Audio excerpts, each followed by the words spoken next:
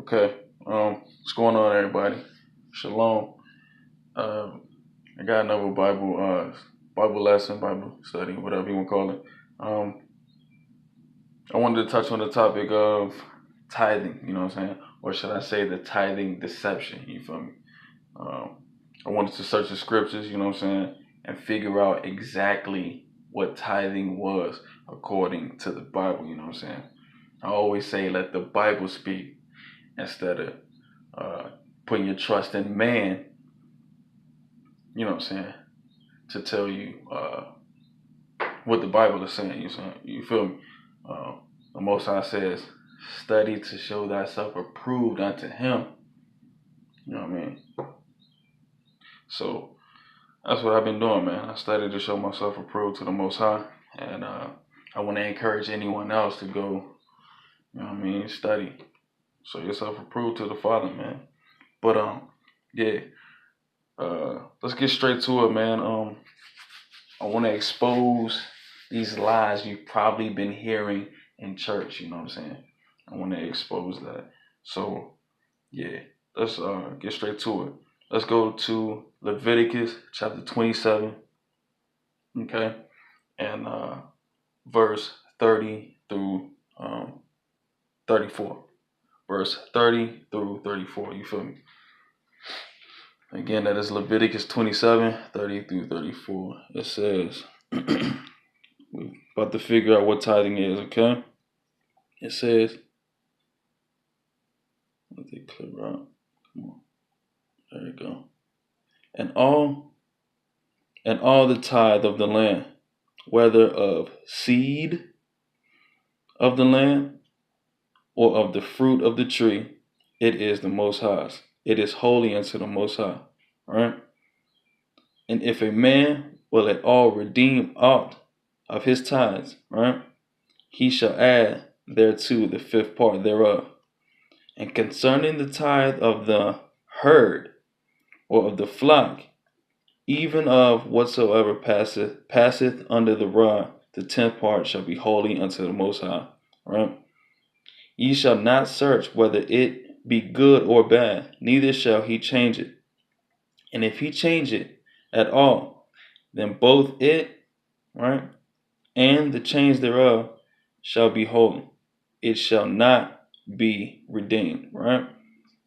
These are the commandments. Wow. So tithing is a commandment, right? Let's keep going. Which the Most High commanded Moses for the children of Yasharah and Mount Sinai.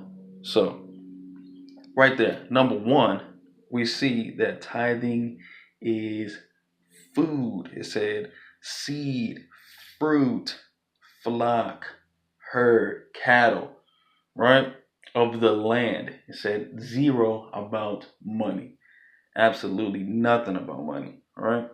And another thing I want to point out is that it was a commandment. The Most High commanded this to happen. But yet, and still, in your Christian church, your pastor gonna get up there and tell you that the laws are done away with. That is a that is a bald-faced lie. So all the other commandments are done away with, but still pay your tithes. Still pay your tithes. Okay? Let's keep that one and throw the other ones away. Pick and choose which ones you want to keep, right? If you believe that, you are a fool. Okay? I'm sorry. If you believe that, I am a fool. I mean, you are a fool. Anyway, let's keep it moving. Let's go to 2 Chronicles. We're going to get to the bottom of this today, man. 2 Chronicles. Right? Give me chapter 31.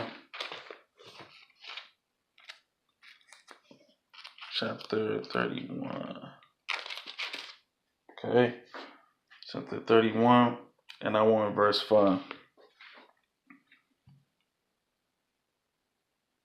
It says, and as soon as the commandment came abroad, commandment, right? The children of Yasharah brought in abundance the first fruits of corn, wine, and oil and honey, and of all the increase of the field, and the tithe of all things brought they in abundantly. I can see where it said money right there, right? It said money somewhere. I didn't think so. So right there, again, we see corn, wine, oil, honey, and all of the increase of the field. Nothing to do with money. I dare you to bring a bag of corn in there and try to give it to your pastor on Sunday. He gonna look at you like you Satan, when all you're doing is going according to what the Most High tells you to do. You're following the scriptures, but that pastor gonna look at you like you the devil, like something wrong with you. I find that utterly remarkable and amazing that these pastors can sit in there and twist the scriptures and make you feel guilty for not giving your hard-earned money to these crooks, man. But we gonna keep it moving, man. We gonna prove this, man. We gonna trample all lies. You feel me? We gonna go according to what thus saith the Most High. You dig? Let's go to Matthew. Yeah, I said Matthew. They were still tithing, even in the New Testament. All right, Matthew 23. Okay, Matthew 23. Matthew chapter 23.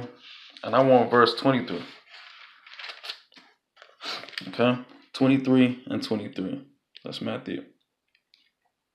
They clear up. Let's go. It says, "Woe unto you, scribes and Pharisees, right?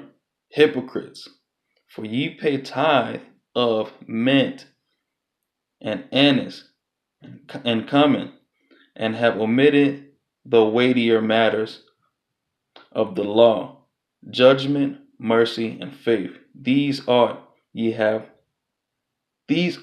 to have done, right? And not to leave the other undone."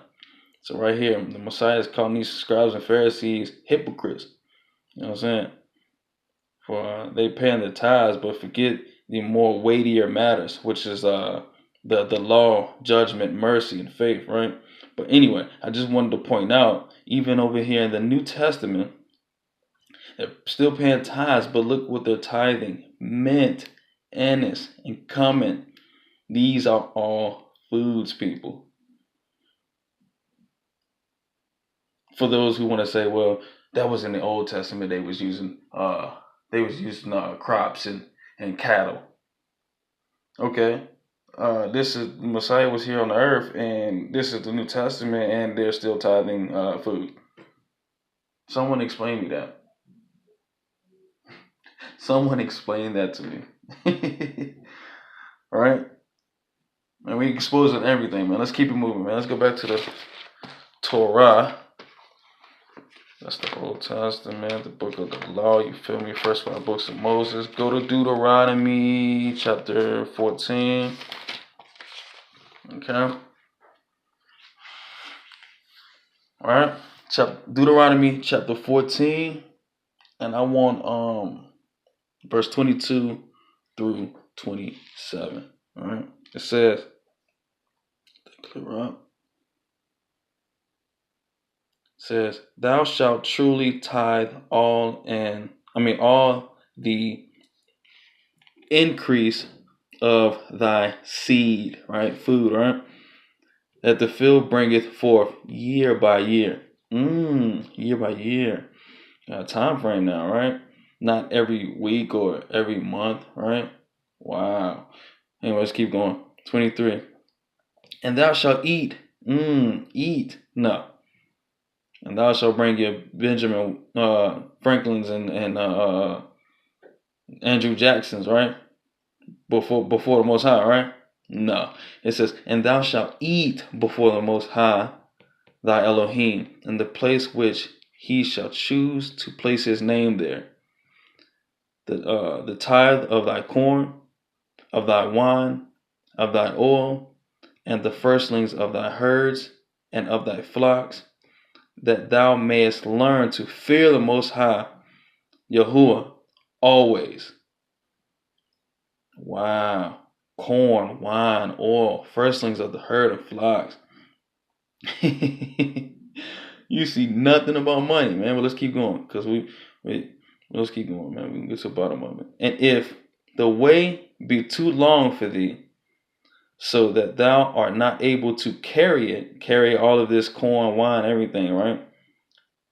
If all of this is done, if it's a long way, right, and you can't carry it, or if the place be too far from thee, which the Most High, right, thy Elohim shall choose to set his name there, when the Most High, thy Elohim has blessed thee, then thou turn it into money, and bind up the money in thy hand, and shall go unto the place which the Most High Yahuwah shall choose, right?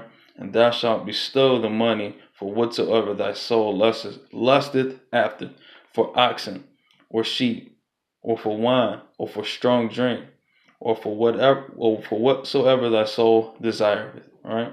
And thou shalt eat there before the Most High, thy Elohim, right? And thou shalt rejoice, thou and thine household. So right there, that's the only time it talks about money.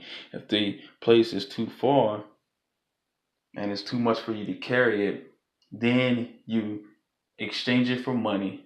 Then when you get to the place, you turn it back into food for whatever your soul desires, right? And then you eat and you rejoice, you and your household, before the Most High Yahuwah, your Elohim. You feel me? That's the only time it talks about money. For when the place is being too far, wherever the Most High places name, which is in Jerusalem, by the way. But that's another topic. Anyway, tithing has nothing to do with money. You feel me? Let's keep going though. 27. And it says, and the Levite that is within thy gates, thou shalt not forsake him, for he hath no part nor inheritance with thee. So right there it says not to forsake the Levites, because they have no inheritance, right? So let's explore that. Let's go to Joshua chapter 14, right? And I want verses 3 and 4. Again, that is Joshua, my name, or Yahusha in the Hebrew, but that's Joshua chapter 3 and 4. So let's see what's going on. The Levites have no inheritance, right? Let's explore this for a little minute. It says, for Moses had given the inheritance of 2 tribes and half tribe on the other side of the Jordan, but unto the Levites he gave none inheritance among them. For the children of Joseph were 2 tribes, Manasseh and Ephraim, right? Yeah, Manasseh and Ephraim. Therefore, they gave no part unto the Levites in the land, save cities to dwell in, where with their suburbs for their cattle and for their substance. So the Levites had no land, no cattle, no nothing. They didn't have anything for inheritance. You feel me? They didn't have absolutely nothing. But we're going to see why, though. We're going to see why. Let's go back to Deuteronomy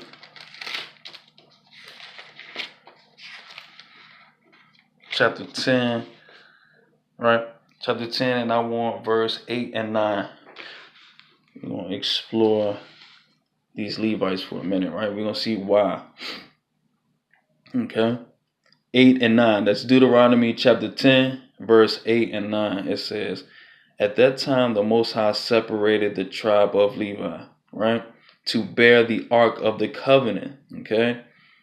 to bear the ark of the covenant of the Most High, to stand before the Most High, to minister unto him, right, and to bless in his name unto this day.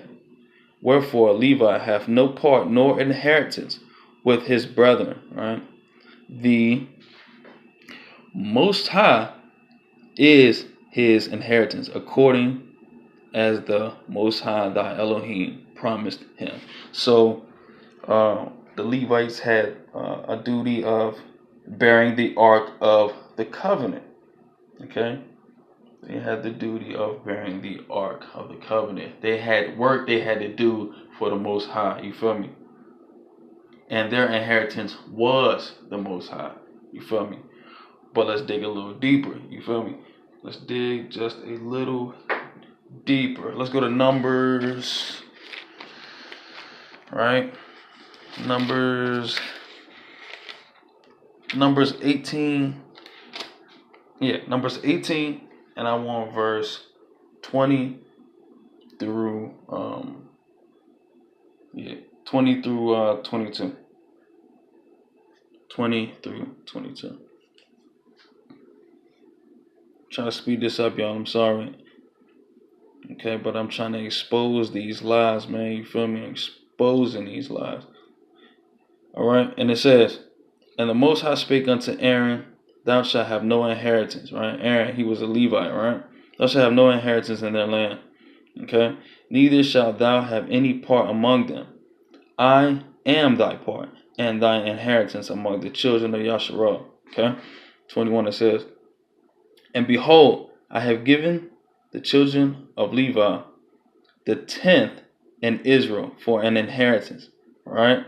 For their service which they serve, even the service of the tabernacle of the congregation. So right there he said he's given the Levites the 10th. The tithe were supposed to go to the Levites.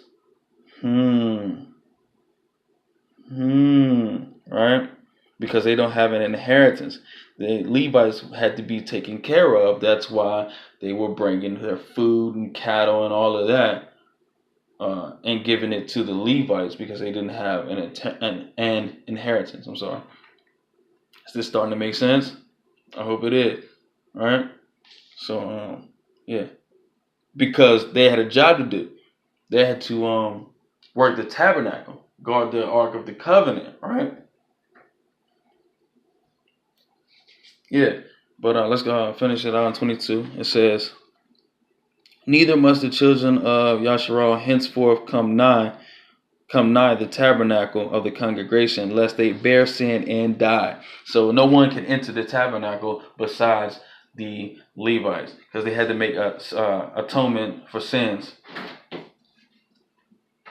You know what I mean? They were making sin offerings in the tabernacle, and no one can do that but the Levites. You feel me? So let's keep it moving real quick. I want to show y'all something. Let's go to Nehemiah, just in case your lying pastor want to say, "Oh well, I'm a Levite." I don't think so. You feel me? I don't think so. Let's go to Nehemiah Chapter 7. Okay. Nehemiah Chapter 7, and I want verse 63 through 64. Okay. 63 and 64. And it says, and the priests, right? And the priests, right? Levites were priests, right? The children of Habiah, right? The children of Kaz, the children of Barzillai. Sorry if I'm butchering these, y'all. I'm trying my best. Anyway, which took one of the daughters of Barzillai, the Gileadite, to wife, and was called after their name, right? 64. These sought their register among those that were reckoned by genealogy, okay? But it was not found. Therefore, were they as polluted, put from the priesthood. So right there it's saying that they searched the genealogical records, right? And they couldn't find these people's names. So they were excluded from the priesthood. You feel me? So basically you had to prove your genealogy to be a Levite. So you have to ask yourself, can your pastor sit in there and prove that he's a Levite? If he can, more power to him. But I highly doubt it. You know what I'm saying? Because we are in captivity right now. Yasharal, or Israel, whatever you want to call it, is in captivity right now. And the Most High said he was going to scatter us, right? Scatter us into different countries, into different nations, among the heathen. You feel me? But that's another topic. Anyway, your pastor has to prove this, man. If he wants to claim to be in the priesthood and be a Levitical priest, you feel me? In order to receive these tithes. All right? Let's keep it moving, man. We exposing all lies. I'm telling this is getting out of hand, man. It's getting out of hand. I'm exposing these false prophets for profit. You know what I mean? Let's go to Jeremiah. All right. Let's go to Jeremiah. I'm trying to speed it up, y'all. Bear with me. Bear with me. Jeremiah chapter 3. All right. Jeremiah chapter 3. And I want verse 15. Okay. Jeremiah chapter 3, verse 15. It says, and I will give you pastors according to mine heart, which shall feed you with knowledge and understanding. Okay. Right here, the key word is give. I kind of underlined that right there, right? Give. Since when do you have to pay for a gift? The Most High said he's going to give you pastors according to his heart. But you got to sit right there and give this pastor 10% of your money that they call tithes, which we just figured out through in the scriptures that it's food, right? When do you since when did you have to pay for a gift? Isn't it a gift? That doesn't make any sense to me, man. These pastors are twisting the scriptures. You know what I mean? It's utterly remarkable and amazing that they can do this to y'all. Not me, man. Not me. They were doing it to me. I'm going to be honest. They were doing it to me for a while. Because I, myself, was sitting there on Sunday getting lied to. I mean, and all glory to the Most High. He pulled me out of there and opened my eyes. And now I meditate day and night. You know what I'm saying? Meditate day and night on these scriptures, man. But anyway, let's keep it moving, man. Yeah, we exposing these prophets for profit. Let's go to 1 Peter. All right, let's go to 1 Peter. Paying for when you have to pay for a gift. That's crazy, right? 1 Peter. 1 Peter. All right. 1 Peter chapter 5, and I want verse 2 through 4. 2 through 4, okay?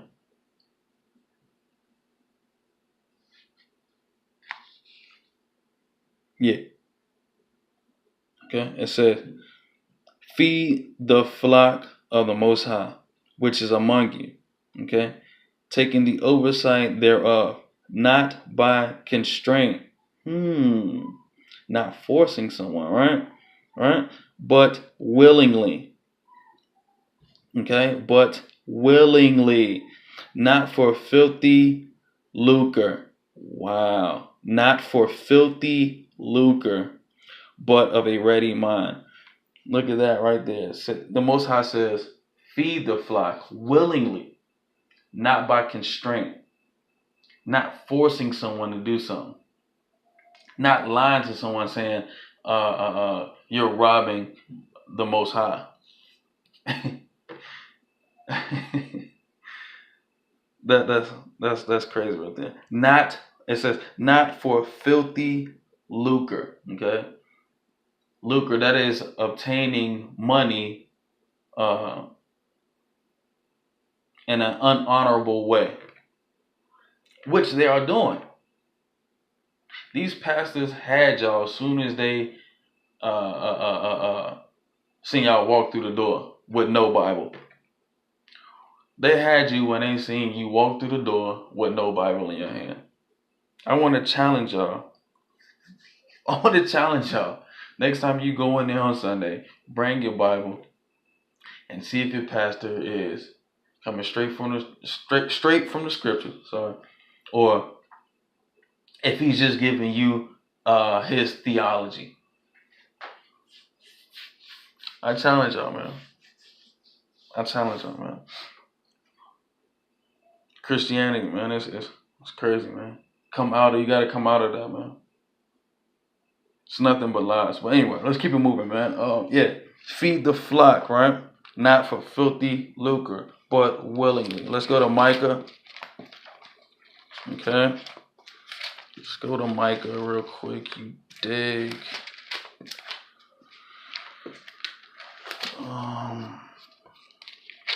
Micah.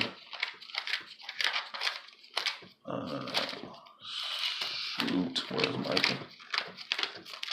Should be after.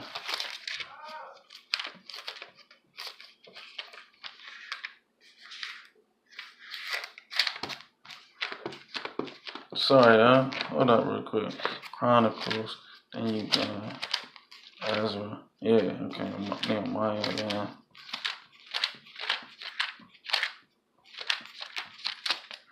What?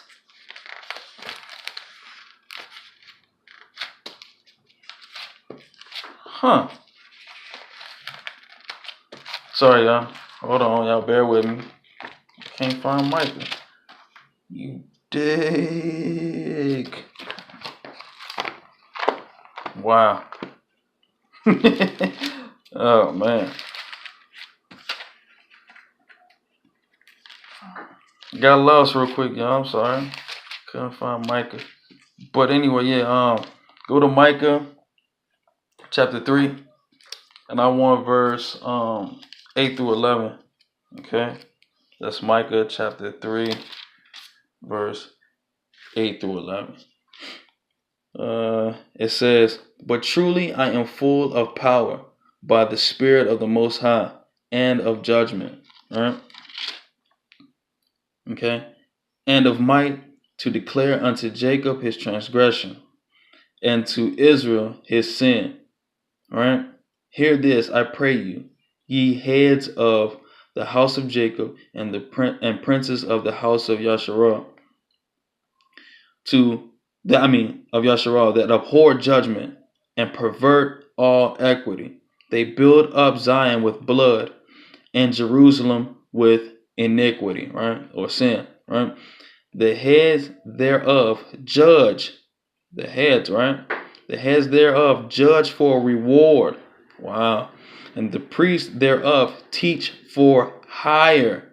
Wow. And the prophets thereof divine for money. Okay? Divine for money. Yet will they lean upon the Most High and say, is not the Most High among us?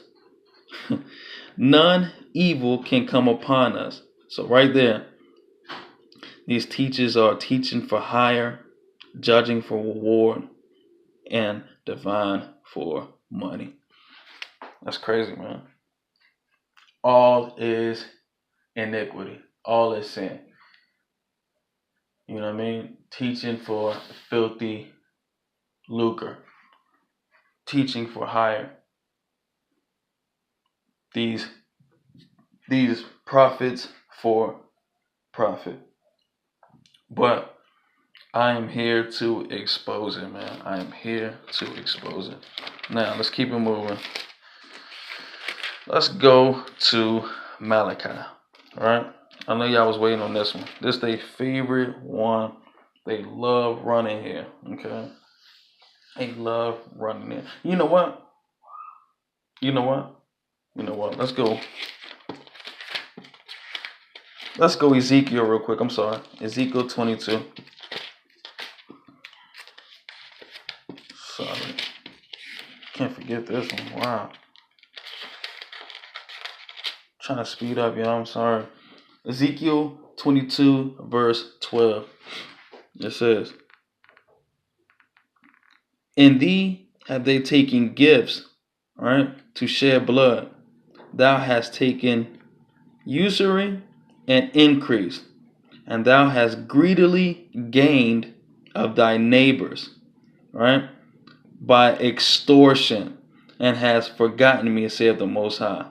So let me read that again. It says, "Thou hast greedily gained of thy neighbors." Neighbors being those people sitting in the pews getting lied to by extortion. Extortion meaning you're robbing God if you don't get in this line and put that money in that envelope and give it to me. By extortion. And let me show y'all how they extort y'all. All right. Now let's go to Malachi so I can show you how you're being extorted. Okay. Here you go. They love this one right here. They love it. Malachi Chapter 3, verse 8 and 9. It says, "Will a man rob God? Yet ye have robbed me, but ye say, wherein have we robbed thee? And tithes and offerings. Ye are cursed with a curse, for you have robbed me, even this whole nation." So right there, they say, hey, you curse with a curse because you robbing God. Get in this line and give me your 10% that you worked hard for all week or 2 weeks or whatever. And give me your 10%, right? Of your money. But according to scriptures, tithing is food. But according to the scriptures, tithes go to Levites, proven Levites. They can prove their genealogy.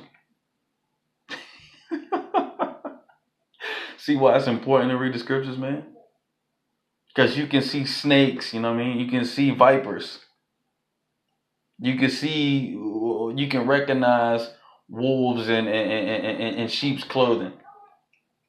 You feel me? But that's not even it though. That's not even it though. Let's break this down real quick. First of all, the Most High said, "Will a man rob me?" Right? A man rob me. First of all, let's see what the Most High is even talking about. Let's go back 2 chapters. Let's go to chapter 1 in Malachi. All right? So we can get some understanding. What are you talking about, yo? What are you talking about? Well, let's go back and get some understanding. Let's get the context, you feel me? Because context can be kryptonite to false doctrine. Okay? So let's go to Malachi chapter 1, and we're going to start at verse 12. Okay? It says, "But ye have profaned it, and that ye say, the table of the Most High is polluted, and the fruit thereof, even his meat is contemptible." Right? 13. "Ye said also, behold, what a weariness is it, and ye have snuffed at it, saith the Most High of hosts." Right? "And ye brought that which was torn, and the lame, and the sick. Thus ye brought an offering. Should I accept this of your hand, saith the Most High?" 14. "But cursed be the deceiver which hath in his flock a male, and voweth and a sacrifice unto the Most High, a corrupt thing. For I am a great king, saith the Most High of hosts, and my name is dreadful among the heathen. So right there, the Most High is saying, you bringing me offerings, right? I want nothing but the best. Bring me your male of your lamb or your goat, whatever, without blemish, without spot. But you want to sit right here and bring me the torn, all beat up, sick, you know what I mean? Filled with diseases and lame, missing eyes and legs and all that. You're robbing me of giving me your best. That's what the Most High is saying right here. Not talking about no Benjamin Franklin's right here. It ain't all about the Benjamins right here. This, when you get it in context, this is what the Most High is talking about. You feel me? This is what the Most High is talking about. This is how you are defrauding the Most High. This is how you are considered to be robbing the Most High. Bring him nothing but your best. He said, I am a king, right?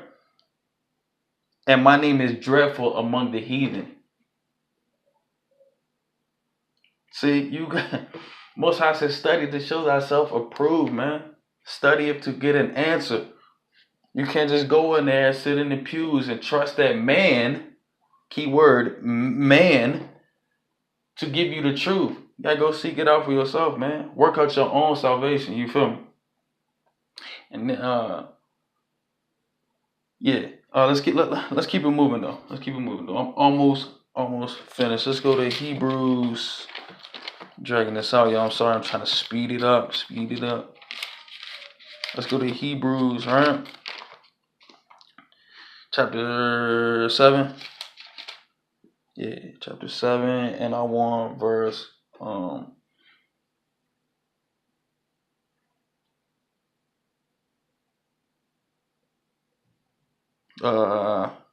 sorry, my notes is off right here real quick. Yeah, let's go to Hebrews chapter 7. I want verse 5, and then I'm gonna jump to 11 and go to 17. Let's get it. You feel me? All right, let's go. It says,